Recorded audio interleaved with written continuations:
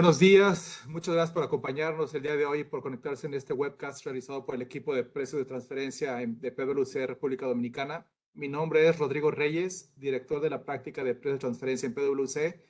Me acompaña en este webcast mi socia Andrea Paniagua, socia de Impuestos y Servicios Legales y Precios de Transferencia, así también como mi gerente Julio Pinedo, gerente de la práctica de precios de transferencia.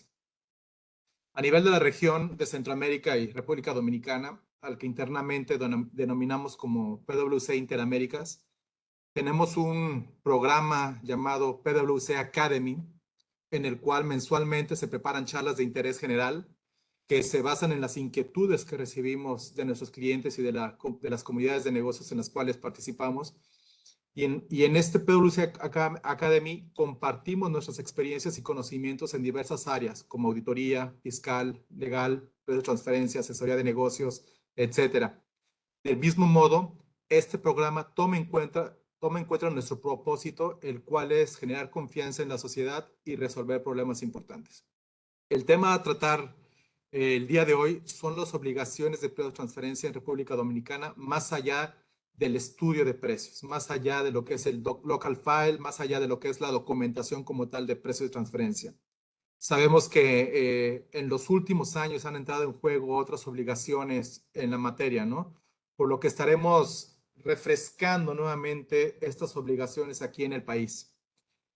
La agenda consiste, vamos a dar inicio hablando de las obligaciones y vencimientos en materia de transferencia, la documentación por tipo de reporte, las sanciones aplicables y algunas consideraciones a tomar en cuenta, algunas consideraciones futuras. Entonces, le cedo el micrófono a mi colega Julio Pineda, que nos hablará sobre las obligaciones y vencimientos en materia de transferencia. Muchísimas gracias, Julio. Adelante.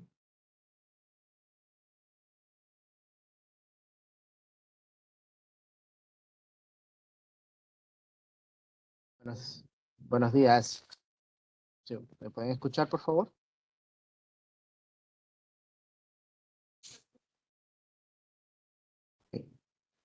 ¿Pueden ver la presentación o todavía no? Pero no se mueve. Bueno, muchísimas gracias a todos.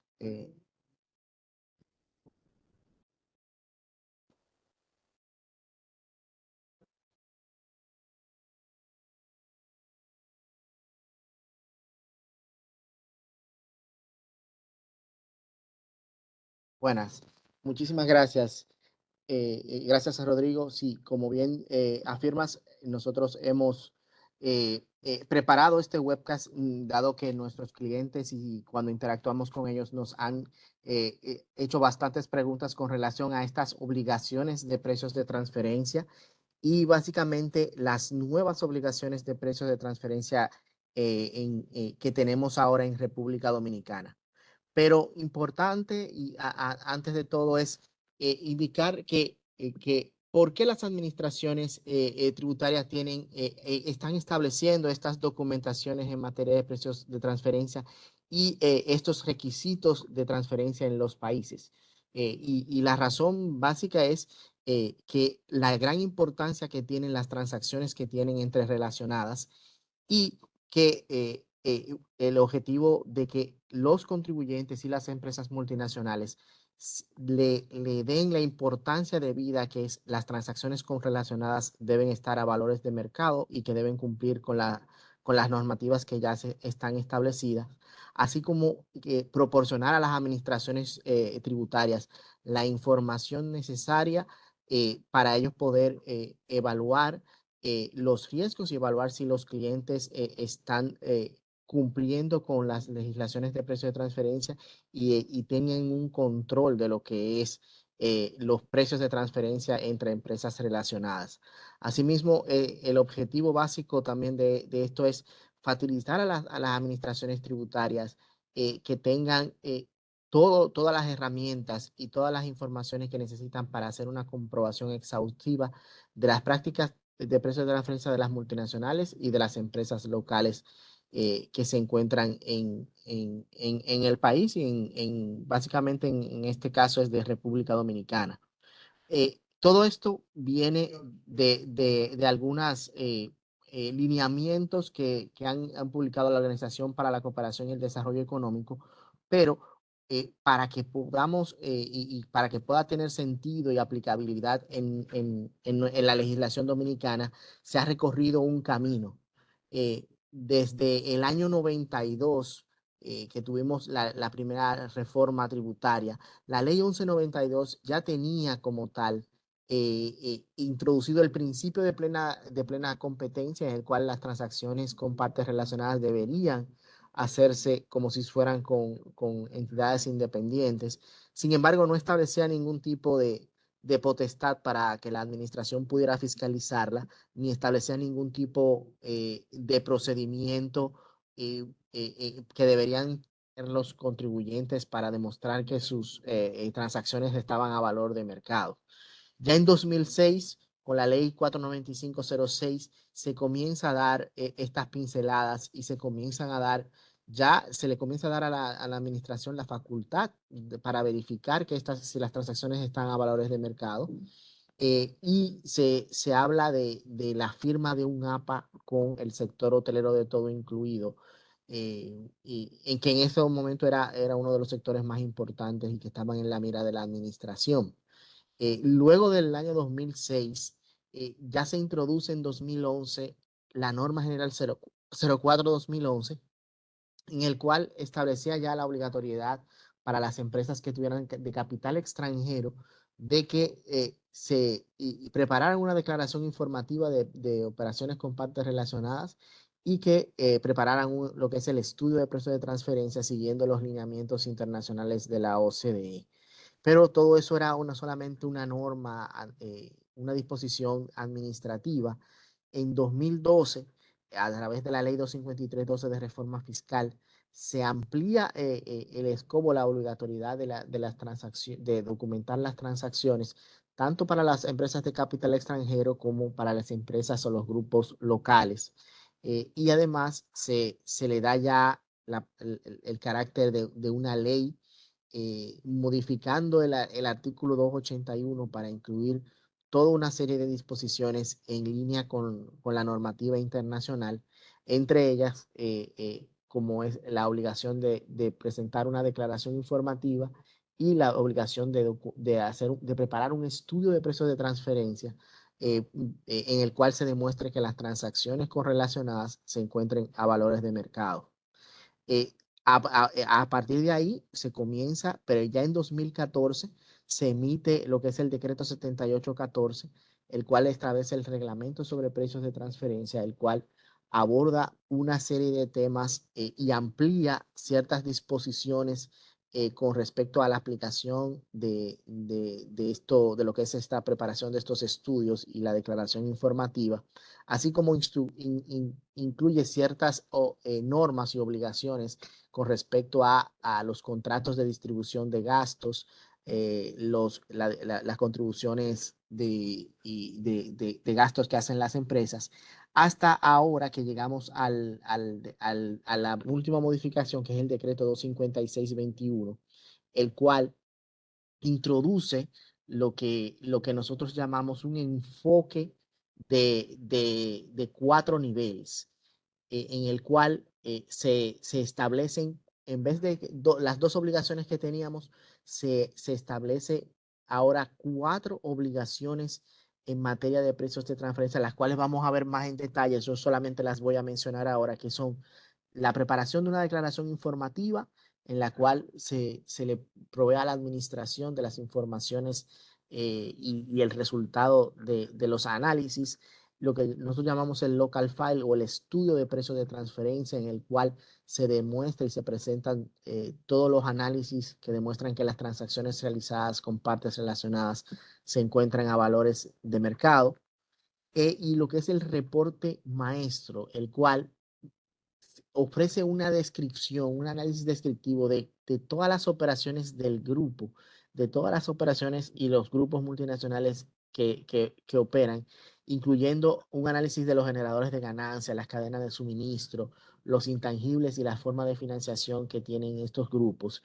Y lo que es el reporte país por país, el cual proporciona datos financieros y fiscales de forma agregada por jurisdicción para facilitar a las administraciones la evaluación de los riesgos. En este sentido, podemos indicar que la declaración informativa de operaciones con partes relacionadas, que en principio se presentaba 180 días después del cierre de los ejercicios, a partir de ahora del ejercicio fiscal 2022, su fecha límite es a 120 días después del cierre fiscal. Esto es básicamente en abril para las que cierran el 31 de diciembre. Y esto, todo, ojo, un asunto importante, esta declaración debe ser presentada por todos los contribuyentes, aún sea en cero, para que la administración pueda tener una verificación y control de si las empresas están o no, les aplica estas normativas de precio de transferencia. La segunda obligación, que es la preparación del local file y el master file, ambas deberían ser presentadas 180 días después de haber presentado la declaración informativa de operaciones con partes relacionadas.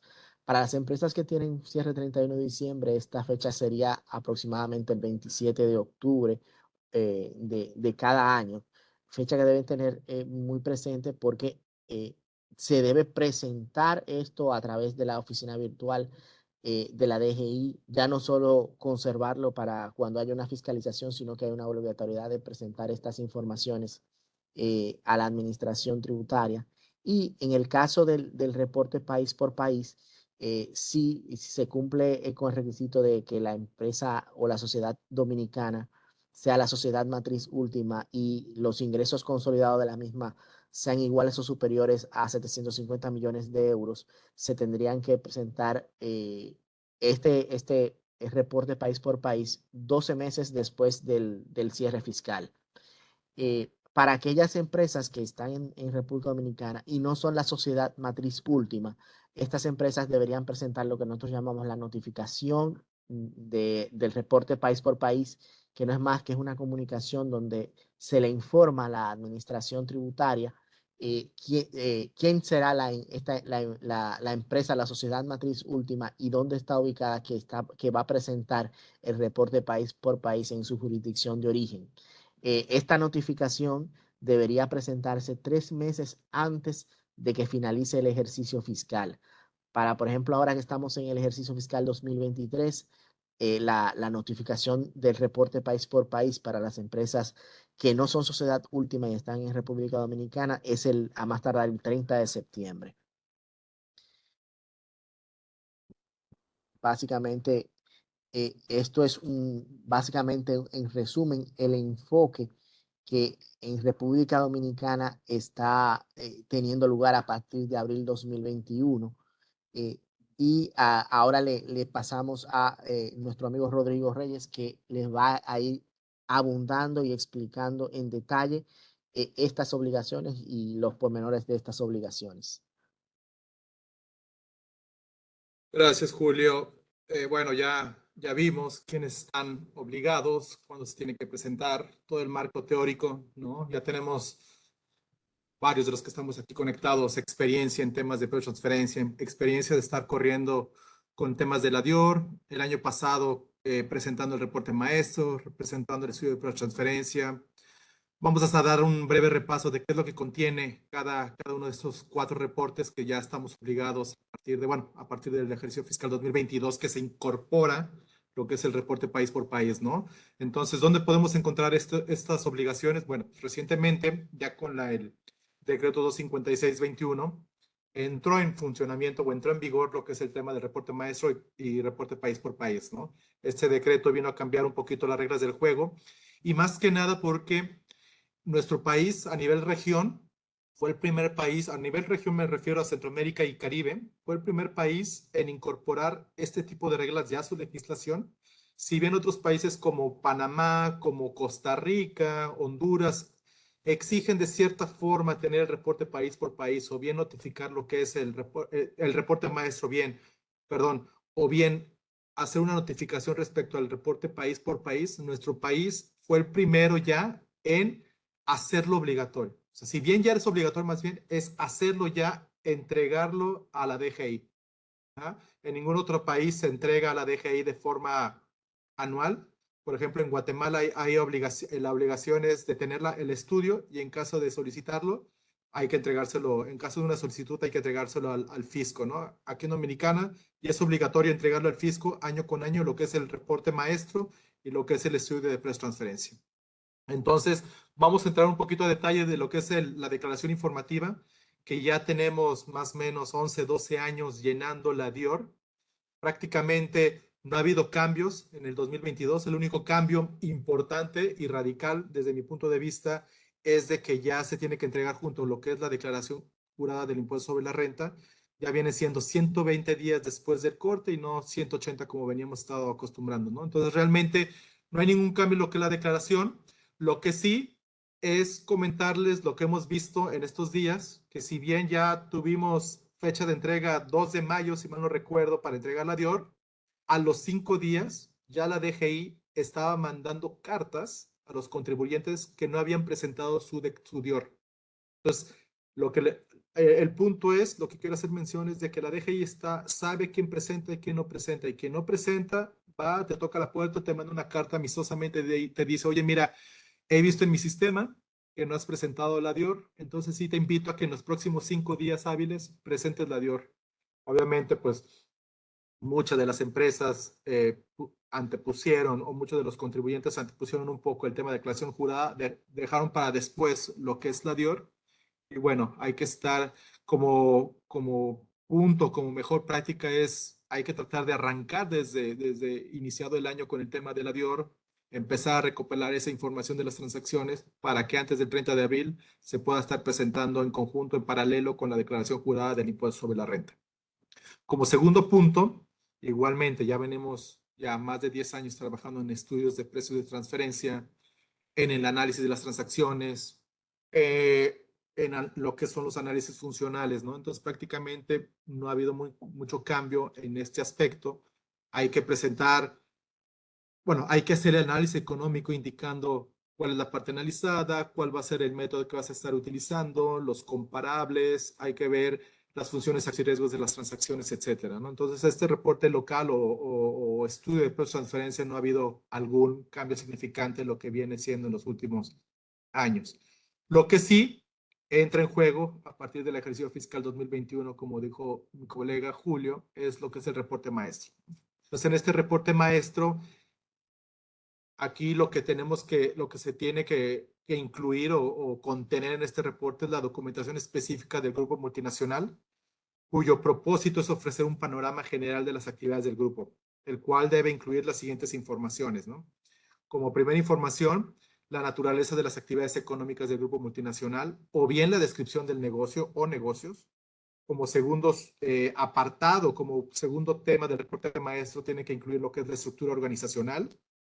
Como tercer y cuarto punto, este reporte maestro tiene que hablar sobre las políticas generales de precios de transferencia en materia de intangibles y en materia de financiamientos intragrupo. Y como último punto general, y estoy hablando a nivel global, ¿no? A nivel multinacional, a nivel todas las empresas que pertenecen al grupo, tenemos que hablar o tiene que hablar el reporte maestro sobre la posición financiera y fiscal, ¿ok? Entonces, si lo vamos desmenuzando uno a uno cada de estos temas, vemos que en la primera parte, lo que es estructura organizacional, se presenta información o tiene que contener un organigrama que ilustre la estructura legal, la propiedad del capital de los integrantes del grupo, la ubicación geográfica y jurisdicción del domicilio o residencia de estos, ¿no? En el segundo apartado, lo que viene siendo la descripción de las actividades del grupo o descripción del negocio, tiene que incluir cuáles son los principales factores que impulsan los beneficios, la descripción de la cadena de suministro de los 5 principales productos y o servicios del grupo en términos de ingresos, ajá, la descripción de cualesquiera otros productos o servicios que representan más del 5% de los ingresos consolidados del grupo, una lista y breve descripción de los acuerdos significativos de prestación de servicios entre integrantes del grupo, ¿no? En particular, lo que se desea saber cuáles son las políticas de transferencia respecto a servicios intragrupo, así como también una descripción de los principales mercados geográficos donde se comercializan los productos y o servicios. Tiene que tener este reporte maestro un análisis de las funciones desempeñadas, los riesgos sustanciales y los activos significativos para la creación de valor, de cada uno de los integrantes del grupo. Y finalmente, una descripción si hubo o no hubo operaciones de reestructuración empresarial, adquisiciones y o retiros de capital invertido, ¿no? Esto sería como el segundo capítulo del reporte maestro, ¿no? Como tercer capítulo del reporte maestro, y aquí hago una pausa para todos los que están atendiendo este curso. Si tienen cualquier pregunta, pueden hacerla vía chat para que al final vamos a abrir un espacio de preguntas y respuestas y podamos contestar a sus preguntas, a sus inquietudes. Entonces, como tercer punto de los intangibles del grupo, tenemos lo que es, tiene que incluir una descripción general de la estrategia, ¿no? En lo que se refiere al desarrollo, propiedad y explotación de los intangibles. También se tiene que incluir la localización de cada uno de estos centros de investigación y desarrollo, ¿no? También un apartado, un listado tiene que tener este reporte de los intangibles que sean significativos a efectos del precio de transferencia y quiénes son sus propietarios legales. Asimismo, un acuerdo de los contratos intercompañía sobre intangibles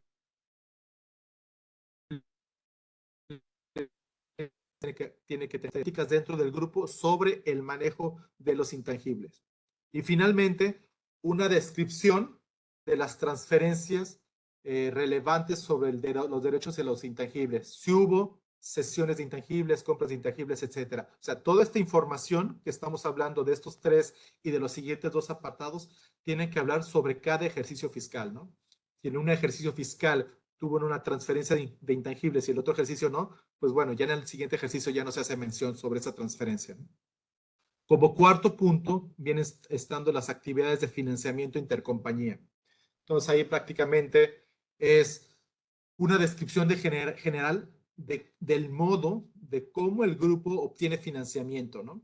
Incluyendo también, se tienen que incluir también los acuerdos significativos de financiación celebrados tanto con partes relacionadas como con partes independientes, ¿no?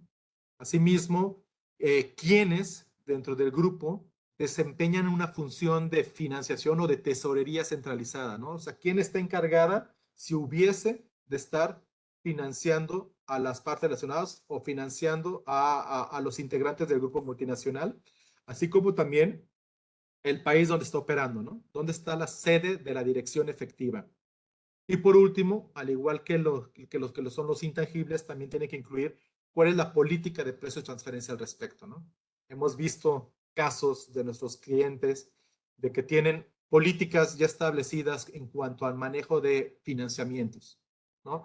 Políticas en la que si hay una tesorería centralizada, cuál va a ser la tasa de interés base para cada uno de los países, cuál va a ser la calificación crediticia, ¿no? Dependiendo del país, dependiendo de su calificación que tenga como subsidiaria dentro del grupo. Y con base en esos factores se le asigna un spread, ¿no? Entonces, si tengo una tesorería centralizada que estoy recibiendo excedentes de efectivo de fuera, entonces la política va a ser que por esos excedentes yo te voy a pagar una tasa de interés pasivo, una tasa de inversión, por así decirlo, que va a estar compuesta como una tasa base, más o menos, todo depende, un spread de mercado. Ahora bien, si existe otra parte relacionada en la cual necesite de flujos de efectivo, que necesite de un financiamiento, entonces mi política me va a decir que para ese tipo de actividades va a ser una tasa de interés base, dependiendo de la moneda, más un spread de mercado, ¿no? Entonces, por lo regular hemos visto políticas que ya están así establecidas. Por último, tenemos como quinto apartado lo que es la posición financiera y fiscal, ¿no?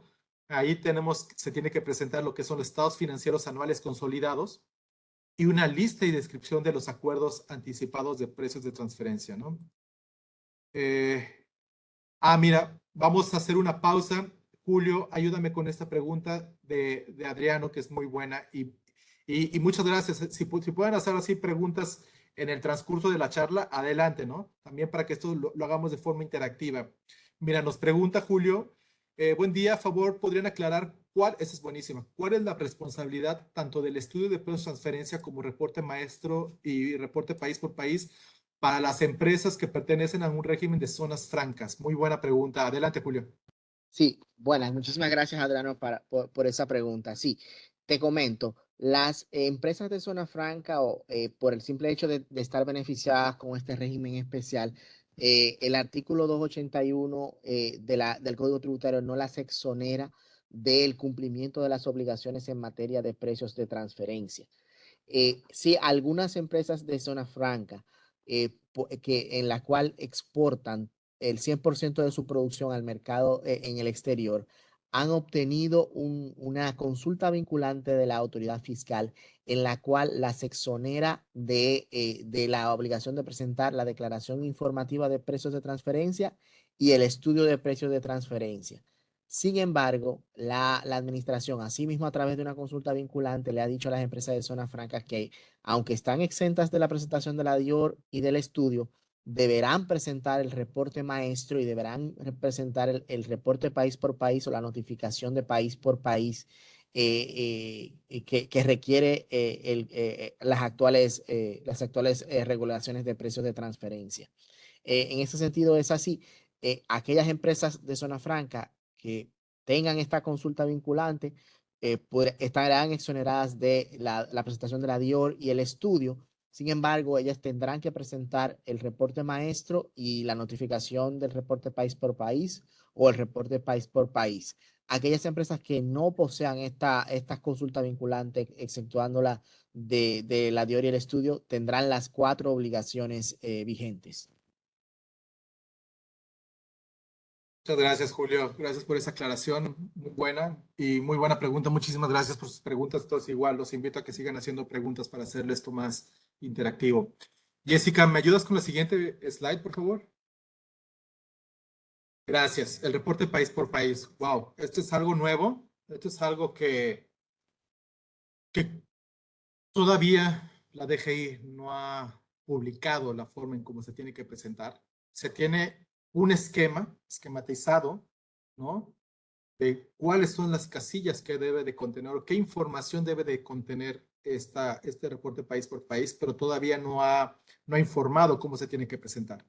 Creemos que va a ser igual que como el reporte maestro, el reporte local. Creemos que va a ser vía oficina virtual, pero bueno, a la fecha todavía no sabemos. Y aclarar que esta obligación, lo que es el reporte país por país, para las empresas multinacionales con sede en República Dominicana y cuyos ingresos superen el umbral de 38.8 miles de millones de pesos dominicanos, que viene siendo más o menos 750 millones de euros. 750 millones de euros fue la base que se estableció en el 2016-2017 para esta obligación y que más o menos el tipo de cambio en República Dominicana viene siendo como unos 39 mil millones de pesos dominicanos.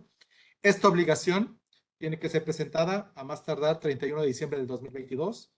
El reporte país por país del ejercicio fiscal 2022. Entonces se presenta a más tardar 2023, 31 de diciembre, información de todo el grupo multinacional del 2022. Ajá. ¿Quiénes? Ya Julio lo explicó. Sociedades multinacionales con sede en República Dominicana y que sus ingresos superen este umbral. Entonces, ¿qué es lo que se debe presentar? ¿Qué es esta declaración? Esto es algo nuevo para nosotros en Dominicana.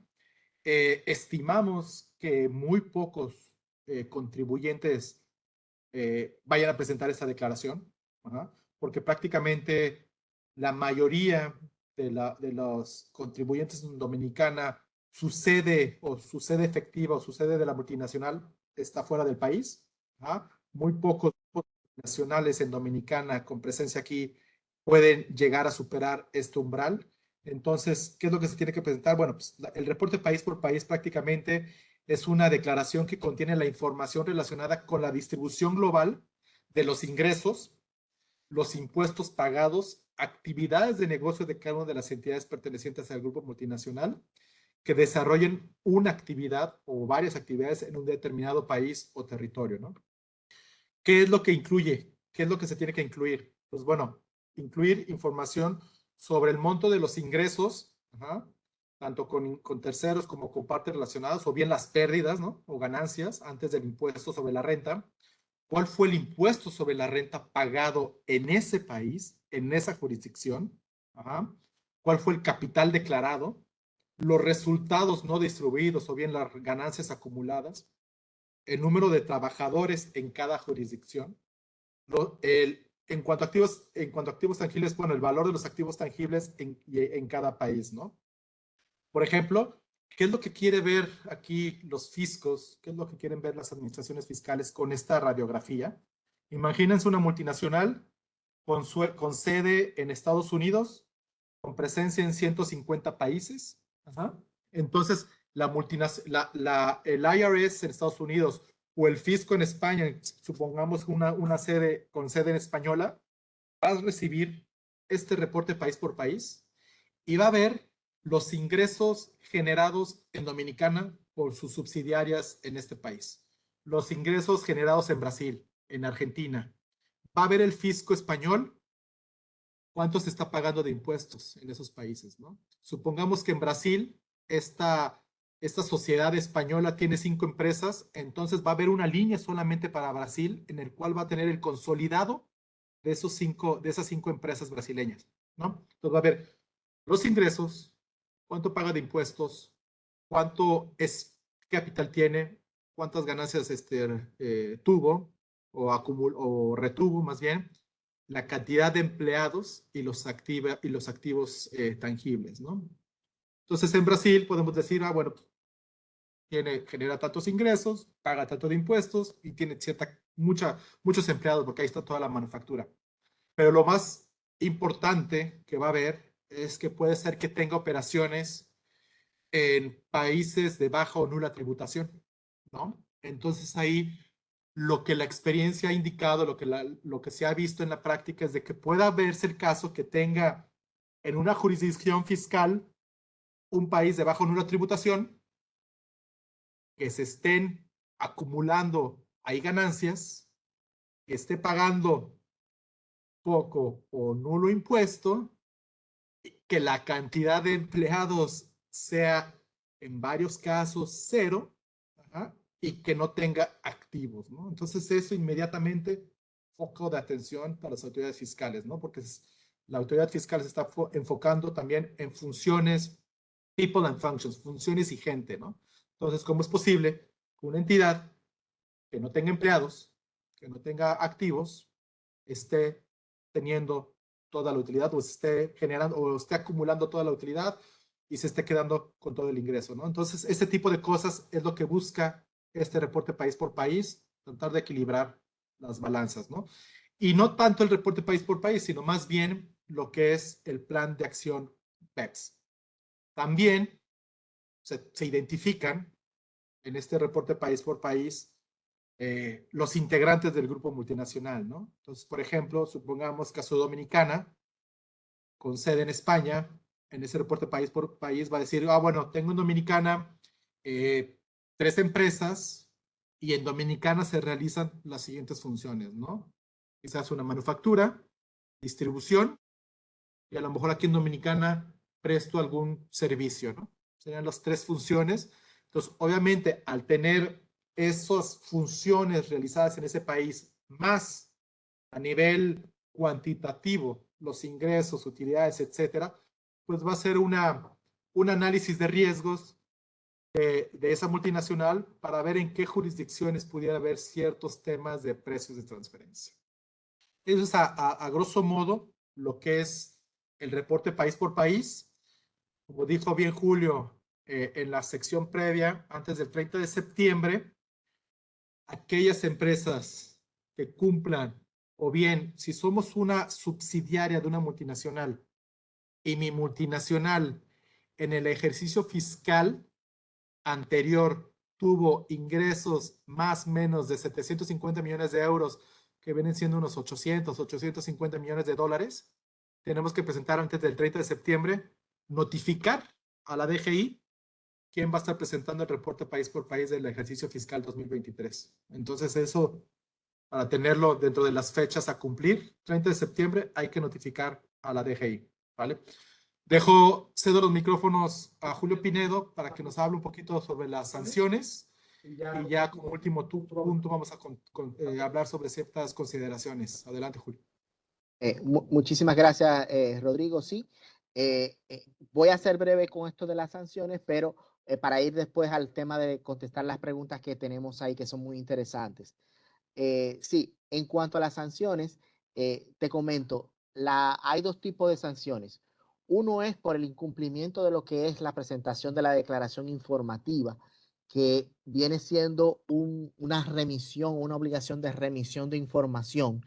En el Código Tributario está totalmente establecida que estas remisiones de informaciones, el incumplimiento del envío de esta DIOR, constituye un incumplimiento de un deber formal. Y los incumplimientos de deberes formales son penalizados con multas que van desde 5 a 30 salarios mínimos nacionales. Esto es entre unos 93.500 pesos o a unos medio millón de pesos dominicanos y un 0.25% de los ingresos brutos declarados en el ejercicio fiscal anterior. Por tanto, son sanciones bastante importantes, específicas a lo que es la remisión de la declaración informativa de operaciones con partes relacionadas. Y como dijo bien Rodrigo, en la experiencia que hemos tenido ahora con este cambio de la fecha de presentación, la autoridad fiscal a los 5 días te está notificando que debes presentar. El no cumplimiento dentro de ese plazo, que es muy corto, entonces podría conllevarte la aplicación de multas que son bien severas, y aún la aplicación de estas multas, la administración te va a pedir la información que presentes la DIOR en el plazo, en el menor plazo posible. Continuando en el próximo slide, tenemos lo que es ya Julio, lo que... ¿te puedo hacer una interrupción? Sí, cuéntame. Mira, ahí nos hace una pregunta, digo, para hacer esto dinámico, nos hace una pregunta sobre unos fondos de inversión, ¿no? Entonces la voy a leer para de una vez darle respuesta. ¿Qué pasa con los fondos de inversión que por su naturaleza son diferentes a la tipología de empresas tradicionales y tomando en consideración que no pertenecen al grupo de empresas? No consolidan, sus operaciones se pactan bajo un reglamento. Ojo, la sociedad administradora sí tiene control a través de los comités de decidir respecto a las inversiones de sus fondos. Sí, mira, tenemos nosotros acá en la firma, trabajamos con varios grupos financieros, vemos este tipo de transacciones. Efectivamente, en cuanto a temas de fondos de inversión, porque lo que hemos visto es que la sociedad, analizamos nosotros a las sociedades, ¿no? A la sociedad administradora del fondo de inversión, más no al fondo en específico, más no al fondo en particular. Ahí habría que ver, volver a revisar, sentarnos contigo y ver cuál sería, como tú dices, ¿no? La naturaleza, si le aplica o no le aplica, ¿no? Pero te comento que sí hemos analizado a la sociedad, más no al fondo, ¿vale? Al final del día, para lo que es el reporte maestro, pues bueno, el reporte maestro lo está presentando la sociedad, más no el fondo, así como el estudio es para la sociedad y no para el fondo, ¿no? Entonces, no sé si haya podido contestar tu pregunta. Si no, más adelante están mis datos vamos a poner nuestros datos de contacto y con gusto podemos tener una llamadita al respecto. Sí, sí, con esto abundando en lo que dices, la ley establece claramente que el fondo, como bien dices, es un patrimonio separado a la sociedad administradora de los fondos.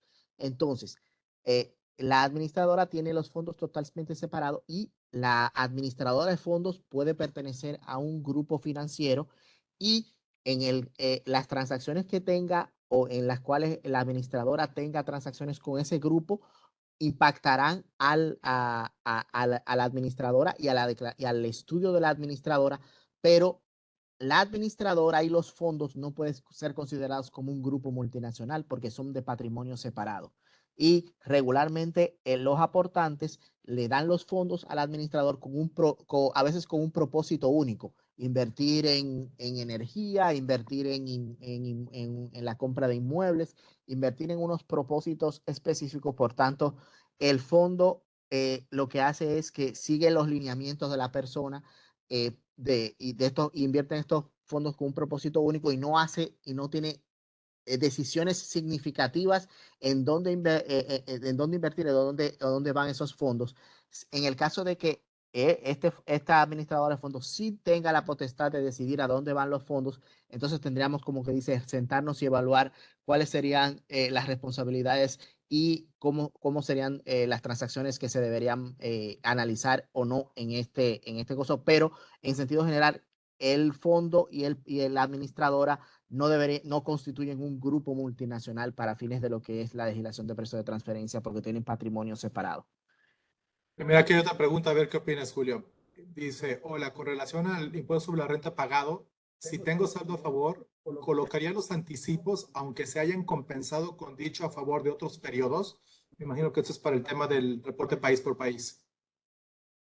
Para el tema del reporte país por país, bueno, el informe se basa en la renta neta imponible y no tiene que tú reportar si el anticipo pagado o el saldo a favor es otro tema. A ellos le importan es la renta neta imponible y el ingreso que se genere en la actividad, no necesariamente cómo se pague este impuesto, que puede ser a través de los anticipos o a través del saldo a favor.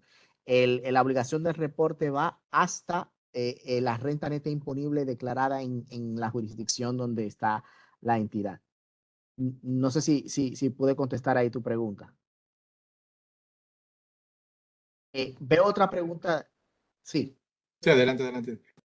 de Juan Manuel Gómez, que me pregunta: ¿se tiene totalmente clarificado para efecto del reporte país por país o el reporte maestro dónde comienza un grupo no multinacional? Sí, ahí, José Manuel, te comento.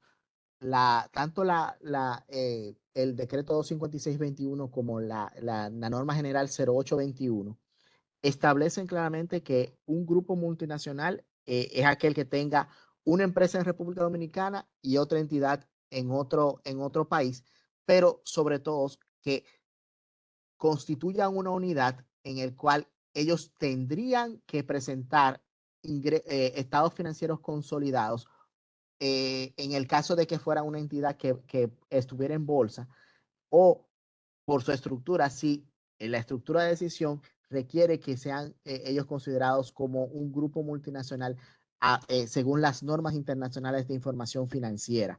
Por tanto, esta potestad de definir un grupo multinacional o dónde comienza y dónde termina está amarrada a lo que establecen las normas internacionales de información financiera que están vigentes en la República Dominicana. Por tanto, si hay un inicio y si hay, si hay una delimitación clara de qué se considera o qué debe considerarse como un grupo multinacional según la normativa del reporte maestro y el reporte país por país.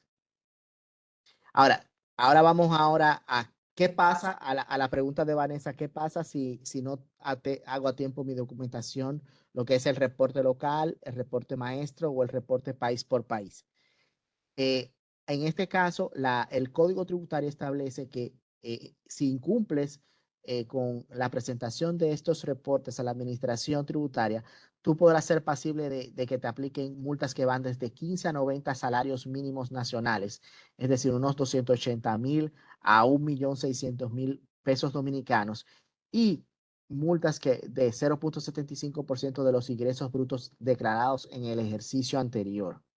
Asimismo, si la administración hace una fiscalización y encuentra que es un ajuste, ellos podrían considerar que una pena más grave, que es considerarla como evasión tributaria, e imponer una sanción que podría ser hasta 2 veces el monto del tributo omitido, en adición a otras penalidades que puede establecer el Código Tributario.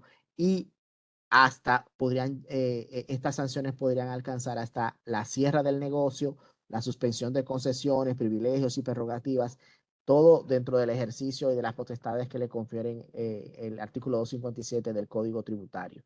Por tanto, esto es algo que deben tenerlo bien presente, porque muchas veces no tomamos en cuenta que la administración tiene estas facultades que pudieran, por el simple hecho de no presentar o simplemente hecho de no tener una documentación que demuestre que tus transacciones están a valores de mercado, pudieran llevar a cancelar permisos, cancelar beneficios y hasta el cierre del establecimiento hasta que se demuestre que están a valores de mercado. Ahí le dejo la palabra ahora a Rodrigo, que va a continuar con las consideraciones futuras para este tema. Sí, gracias, Julio. Excelente. Prácticamente con estas preguntas se contestaron, más bien, con estas respuestas se habló sobre el tema de las sanciones, ¿no? ¿Qué pasa si incumplo? Ahora, Vanessa, realmente, si no te ha llegado ninguna documentación de la DGI, pues no esperemos a que nos llegue un comunicado de ellos, ¿no? O sea, si no lo hemos realizado a tiempo y no he recibido notificación, aparte de que lo que comentó Julio de qué es lo que puede pasar, la recomendación es, vamos a ponernos al día, vamos a tratar de presentarlo, aunque sea de forma extemporánea, pero que no venga la DGI a requerirnos, ¿no? Sino que adelantarnos un paso, ¿no? Para hacer la entrega de esos reportes, ¿no? ¿De qué hemos hablado? ¿De qué hemos estado hablando? ¿Qué significa todo esto? ¿Qué significa el tema del enfoque de los 4 elementos? ¿Qué significa todo el tema de BEPS? ¿Hacia dónde nos orilla? Y es una de las preguntas igual que nos hace Rosana. O sea, ¿qué utilidad tiene todo esto para mí como empresa? ¿Qué utilidad tiene el master file, reporte país por país, ¿no? Más que nada, en cuanto a temas de los costos por cumplimiento. Prácticamente, ¿qué significa? Al final del día ya está muy trillada la palabra, estamos en un mundo globalizado, pero realmente, más que nada globalizado, ya estamos súper interconectados, ¿no? No nada más en cuestiones de comercio, en cuestiones de negocios, en cuestiones de tecnología, sino que también las autoridades fiscales a nivel mundial están ya súper interconectadas, ¿no? Es un tema, es un hecho de que lo que vino a surgir del tema del plan de acción BEPS, de lo que es el problema que identificaron las administraciones fiscales sobre el tema de la erosión de la base imponible y el traslado de beneficios a otros países, ajá, es lo que ha creado estas nuevas normas, estas nuevas reglas de juego, ¿no? ¿Para qué? Pues mayor transparencia, ¿no? Para tener una mayor transparencia a los requerimientos en asuntos existentes y nuevos, ¿no? ¿Qué me sirve un reporte país por país a mí como empresa subsidiaria de un grupo multinacional que está en China? Pues a lo mejor a mí como subsidiaria no, pero sí para la compañía multinacional va a tener una mejor cantidad, una mejor calidad de información a nivel cualitativo y cuantitativo, ¿no? En muchas ocasiones nos hemos dado cuenta que inclusive hay multinacionales que desconocen de cierta forma a qué se dedica o cuáles son las funciones que tienen en algún país, ¿no? Pudiera sonar algo ilógico, pero ¿cómo es posible? Si es tu hija, ¿a poco no sabes a qué se dedica? ¿No? Hemos encontrado ese tipo de cosas, ¿no? Entonces, lo que es el reporte país por país, master file a nivel multinacional es mejor información cualitativa y cuantitativa.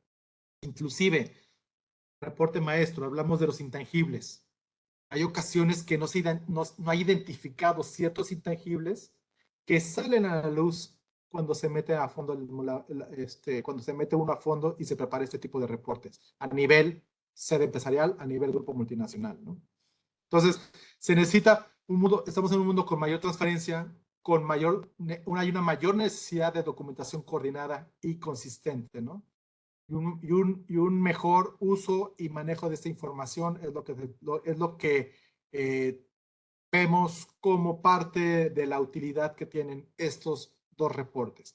Eso del punto de vista de una empresa, del punto de vista de la autoridad fiscal, quiere saber dónde está el dinero, a dónde se lo está llevando, dónde están las utilidades, dónde se está generando el valor del grupo.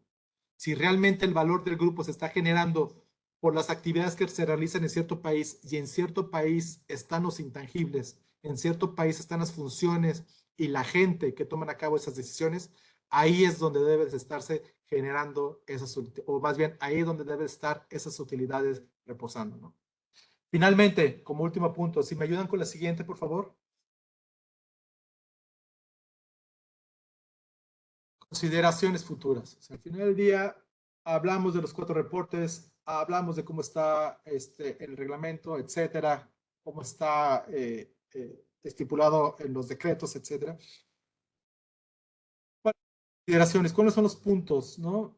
prácticamente como colación y ya para concluir esta charla y vamos a pasar a un par de preguntas más que tenemos es estar al día en la casa, identificar nuevas transacciones, es lo que recomendamos.